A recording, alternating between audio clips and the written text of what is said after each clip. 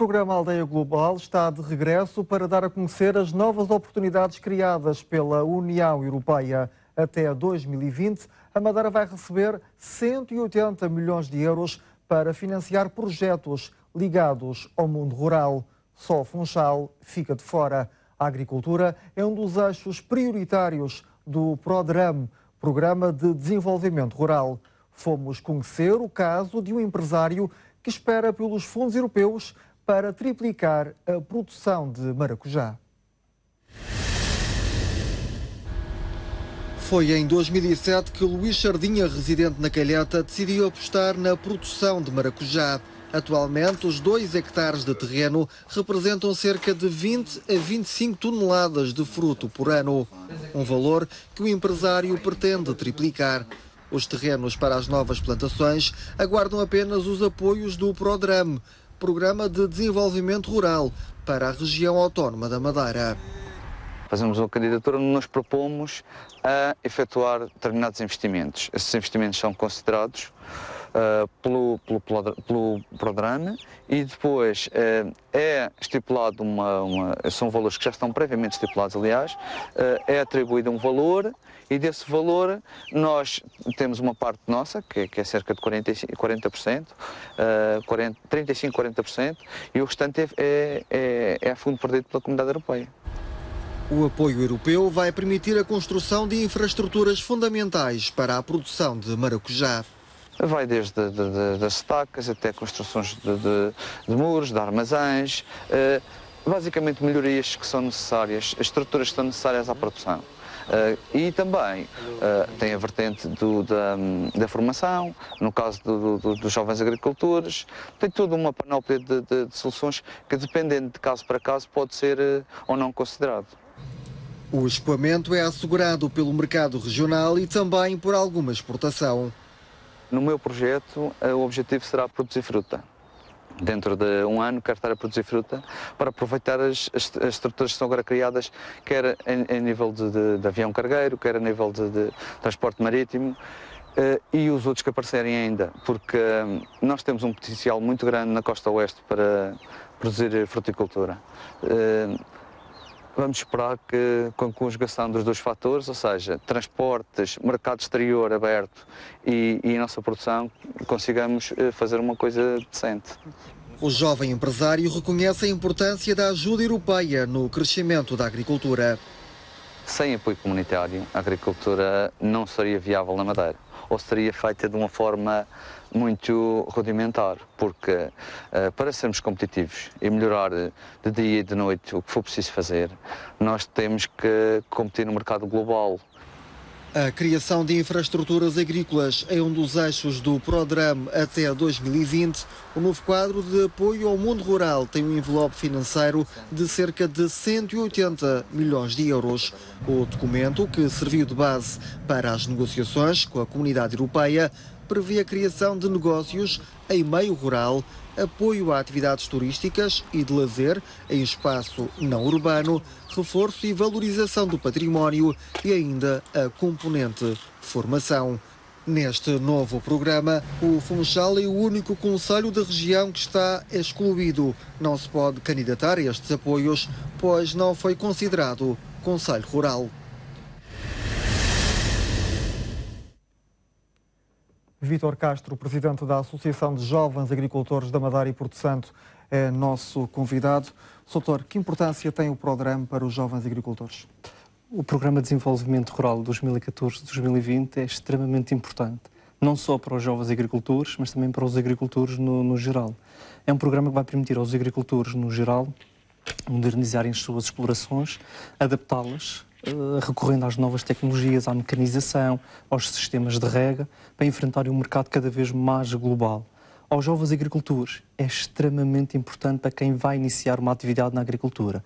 Eu costumo dizer que não há atividade, pelo menos que eu tenha conhecimento, que seja tão bem apoiada e tão bem acarinhada no início como os jovens agricultores. Os jovens agricultores podem desde logo contar com 2 tipos de apoios. Um, que é o prémio à primeira instalação, a primeira vez que se tornam agricultores, em que pode ir até ao máximo de 35 mil euros, dado a fundo perdido. Aqui Neste novo quadro comunitário temos algumas novidades. Enquanto no anterior o prémio era dado independentemente se dedicava a tempo inteiro ou a tempo parcial, neste quadro faz uma distinção entre o jovem que se dedica a tempo inteiro à agricultura e o jovem que tem uma atividade secundária e que se dedica à agricultura. Recebem valores diferentes. Recebem valores diferentes. Além do tempo que dedica à agricultura, também estará conjugado ao tamanho da exploração. Mas pode contar logo com um prémio até aos 35 mil euros. E depois tem o apoio ao início da atividade à exploração. Poderá ir até um montante de 75% a fundo perdido. Ou seja, conjugando aqui o prémio de jovem agricultor com o apoio ao início da atividade, temos quase uma atividade que é apoiada quase, não digo quase, mas quase a 100%. Temos aqui que contar também com os capitais próprios da ordem dos 25%. Exatamente. No caso dos jovens, o prémio de jovem agricultor é sempre uma ajuda, mas evidentemente não se consegue também iniciar uma atividade sem qualquer valor ou capital próprio. É realmente necessário ter algum capital. Mas este prémio agricultor, na primeira experiência, é dado já à cabeça antes de iniciar o projeto? O prémio de jovem agricultor, normalmente, no quadro anterior, era dado a partir do momento em que o projeto estava aprovado pelo Prodram e estava assinado no IFAP, que é a entidade que vai fazer o pagamento do projeto. A partir do momento em que está aprovado e está contratualizado, pode pedir o adiantamento de 75% do prémio de jovem agricultor. É uma ajuda para quem quer iniciar. Contornando um pouco o recurso à banca. Exatamente. Nesse aspecto, como refere relativamente à banca, relativamente a uns anos atrás, as condições melhoraram bastante. Ainda pode-se fazer muito e esperemos que assim o aconteça. Mas há muita margem ainda para trabalhar. Mas há mais flexibilidade por parte da banca? Existe, principalmente na parte financiada pelo Prodram. Aqui sim as condições melhoraram bastante. Em relação ao capital próprio, as condições já variam de jovem para jovem, de agricultor para agricultor. Já há algum tempo que não tínhamos candidaturas ao Prodram, pelo feedback que tem dos agricultores que chegam à associação, há muitos projetos já a serem preparados para quando haverem as candidaturas? Neste momento nós já estamos em fase de preparação em alguns projetos, estamos a trabalhar as coisas, o básico e orientando os jovens também para as produções, orientá-los ao fim e ao cabo, uma formação interna. Mas temos realmente uma grande procura e temos uma lista também muito grande de jovens interessados em fazer o curso de capacitação em empresário agrícola, que também está dependente da entrada em vigor do quadro comunitário. Eu julgo que no início, em meados do próximo ano, iremos dar início à formação, ao curso de empresário agrícola. Já falava há pouco que está a direcionar os agricultores para os projetos, no fundo, mais aliciantes. Quais são essas áreas premiadas, digamos, neste novo quadro? As áreas dependem essencialmente também de... Não podemos... É claro que há a estratégia regional, a estratégia da Secretaria, que também é importante nós termos em conta e orientar os jovens para essa estratégia. Mas também é importante termos em conta a aptidão dos jovens. Os jovens são direcionados para um determinado tipo de cultura, temos de tentar apoiá-lo nesse sentido. A Associação está a gerir neste momento o Madeira Agrícola e o que nos ajuda também bastante a orientar os jovens agricultores que querem iniciar uma atividade. Nós estamos na comercialização, sabemos o que o mercado quer e podemos orientar a jusante os nossos jovens agricultores e assim planear a agricultura. É cada vez mais importante fazer o planeamento e a gestão da agricultura. Quem se dedica à agricultura tem que ver a agricultura como uma atividade empresarial, uma atividade que é financeiramente viável e tem que ser planeada. Nós batemos muito na tecla de planeamento porque é importante planear a agricultura. E esse planeamento faz também com formação. É um dos eixos prioritários também deste novo programa. Há interesse, até que ponto é que este apoio que será canalizado para a formação vai também dar outra qualidade ao trabalho que vai ser feito no terreno? No caso dos jovens agricultores, os subsídios que referi anteriormente têm como pré-requisito, se os jovens não tiverem formação na área agrícola, frequentar o curso de capacitação em empresário agrícola. Por isso é um requisito que realmente têm que cumprir. Apesar de poderem começar a trabalhar ou elaborar o seu projeto ainda antes de realizarem a formação. Mas é obrigatório? É obrigatório, é.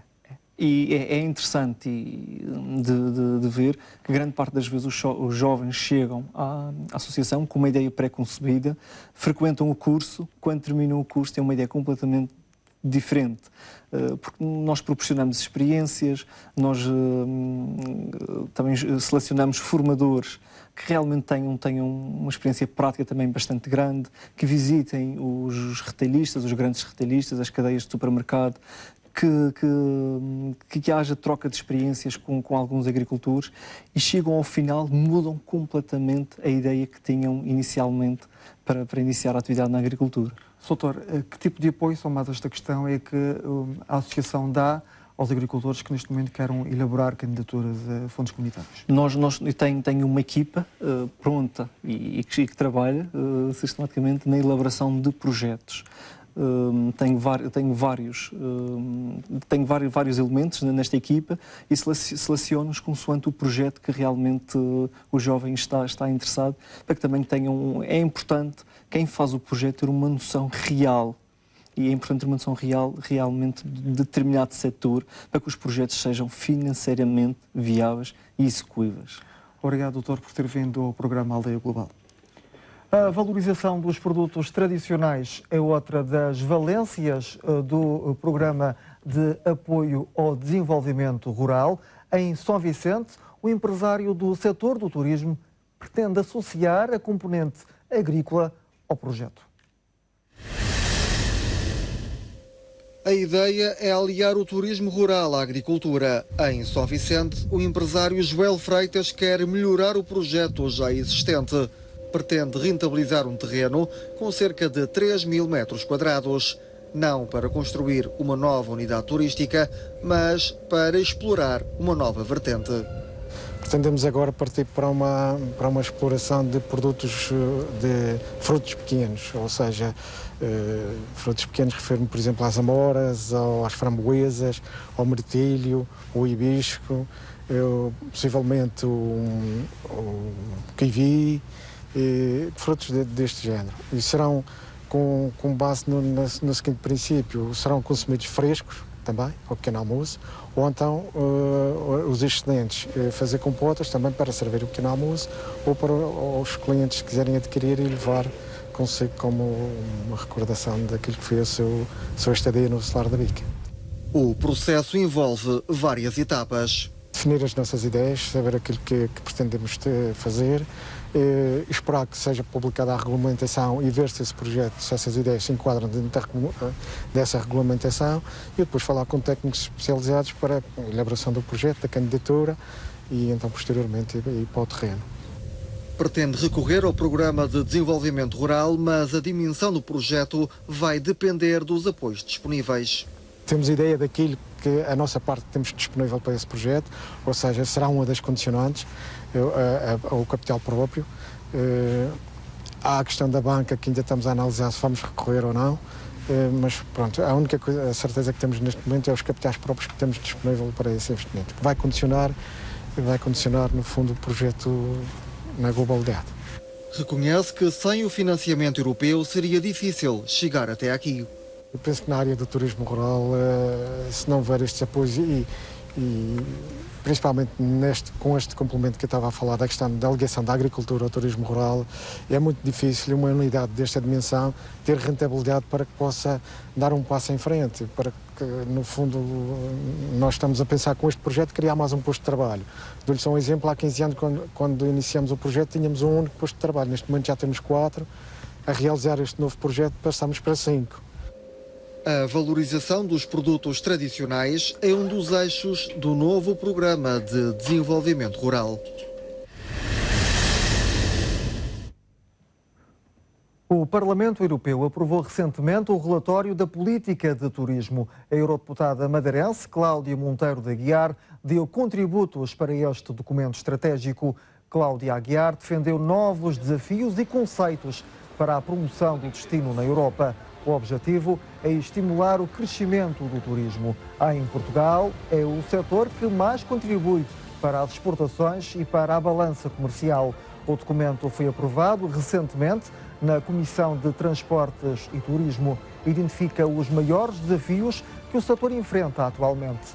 O turismo costeiro e marítimo surge no relatório por iniciativa da eurodeputada madeirense. Cláudia Monteiro de Aguiar é convidada do programa A Aldeia Global junta-se a nós a partir do Parlamento Europeu, em Estrasburgo. Bem-vinda. Obrigada, Cesário. Duas palavras iniciais. Primeiro, cumprimentar todos os telespectadores da RTP Madeira, agradecer o convite para participar neste Aldeia Global, que vejo como uma excelente iniciativa e, sobretudo, como um veículo de aproximação do Parlamento Europeu aos madeirenses. Qual foi o contributo da eurodeputada no relatório da política de turismo? Bem, relativamente ao relatório intitulado Novos Desafios e Conceitos para a Promoção do Turismo na Europa, permita-me partilhar convosco que este foi, de facto, o primeiro documento desta legislatura sobre esta matéria. E é precisamente por este motivo que o relatório assumiu uma dimensão maior e além do expectável. Eu fui correlatora e responsável do Partido Popular Europeu, não apenas pela elaboração, mas também por toda a análise e a avaliação de todas as alterações que foram apresentadas pelos colegas. Permita-me também aproveitar este momento para relembrar que parte do trabalho do Parlamento é feito de negociações e de tentativas de consenso e para que no final consigamos obter um texto que vá ao encontro das várias perspectivas e que no final seja apoiado pelos 751 colegas. Aliás, é isso que eu espero que aconteça no final desta semana, quando tivermos a votação final global em plenário. Quanto aos meus contributos neste relatório, julgo que é importante destacar a introdução de todo um capítulo referente ao potencial e à aposta que deve ser feita no turismo costeiro e marítimo. E destaco porque esta foi uma das minhas propostas, que não sofreu qualquer tipo de alterações nem objeções. E, como sendo madeirense e consciente da importância que este setor tem para a economia, não poderia deixar de tentar salvaguardar este segmento do turismo no relatório. Porquê?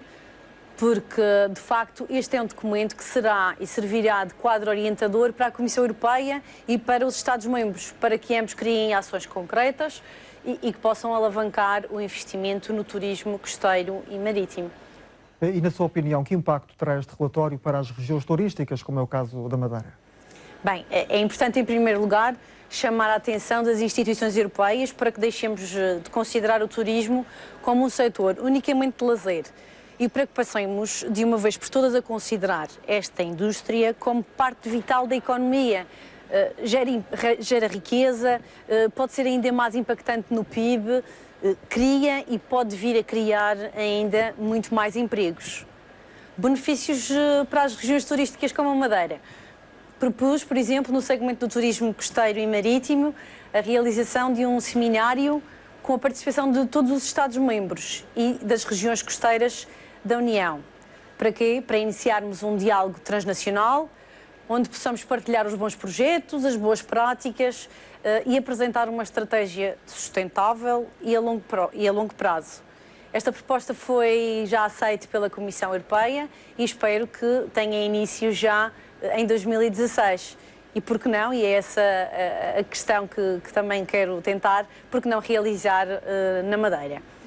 Um segundo ponto, no âmbito da formação e das competências. E sabendo que este é um setor que emprega, na sua maioria, jovens entre os 16 e os 35 anos, propôs também a criação pela Comissão Europeia, juntamente com as entidades privadas, de programas de formação e de estágio, sobretudo na época baixa.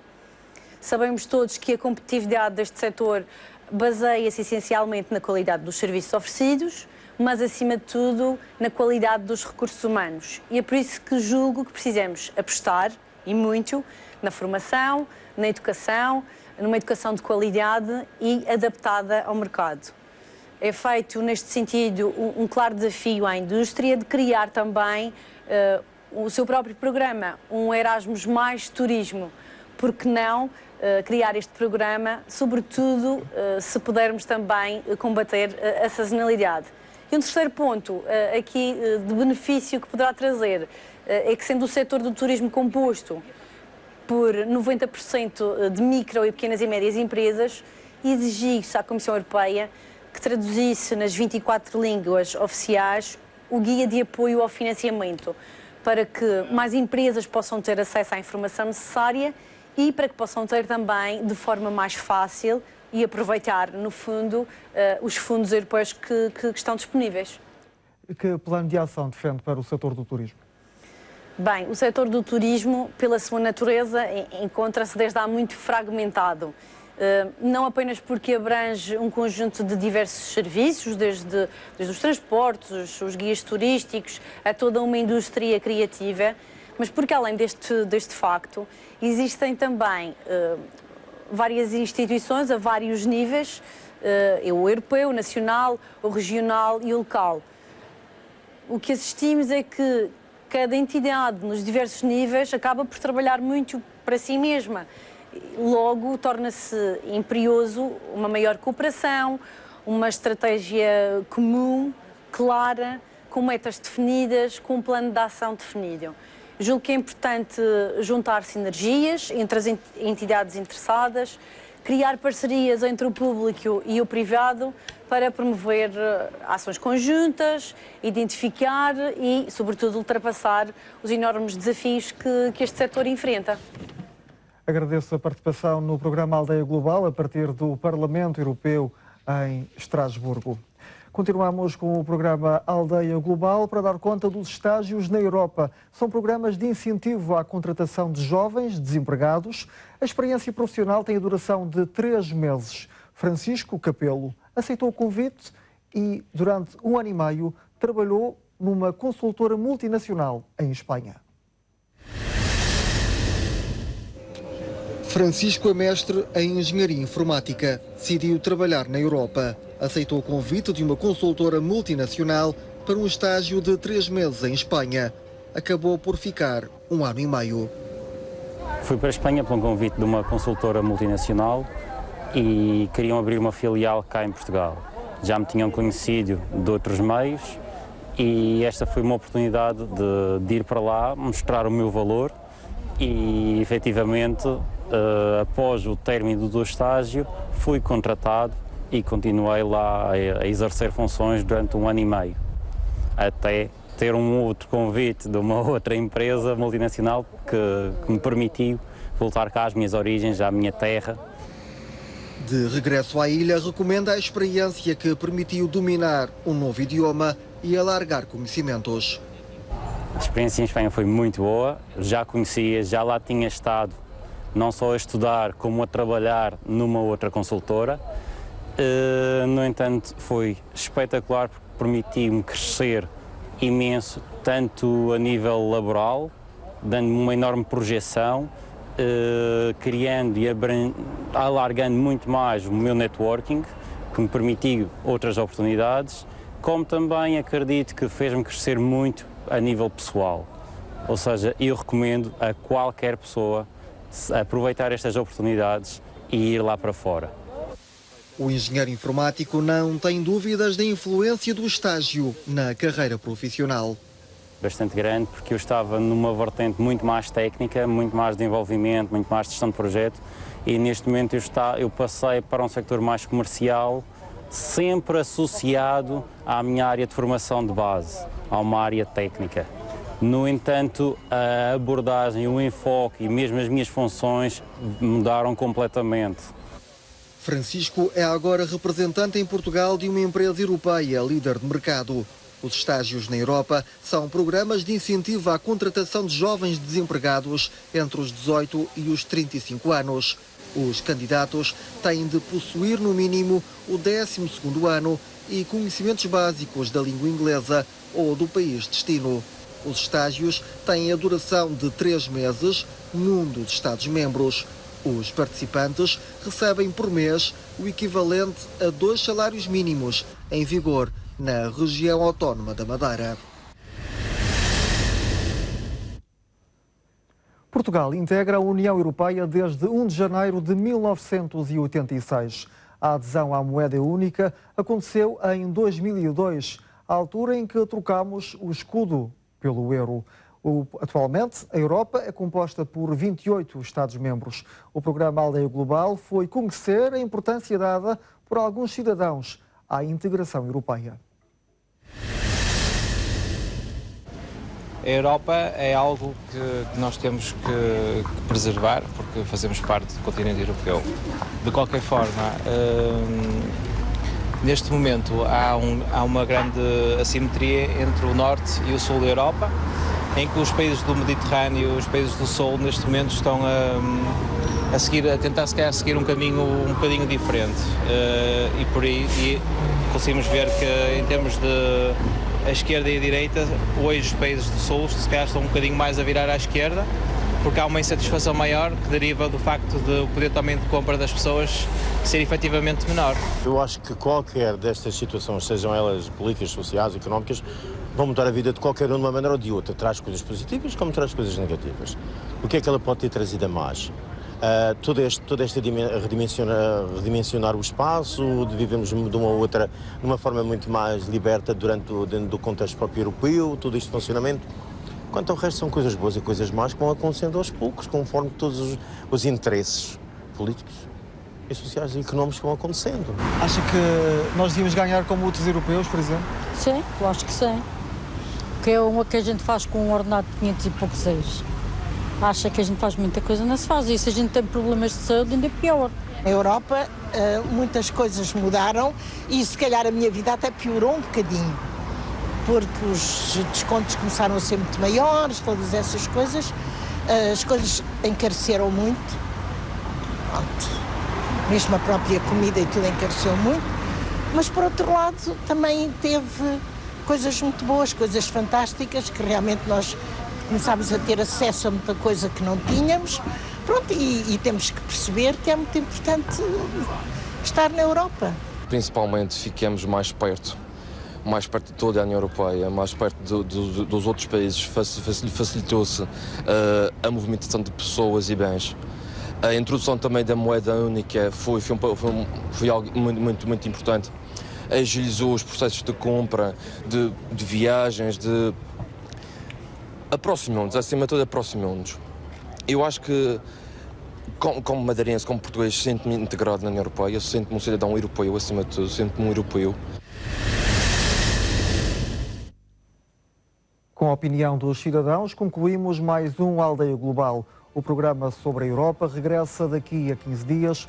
Até lá, boa semana.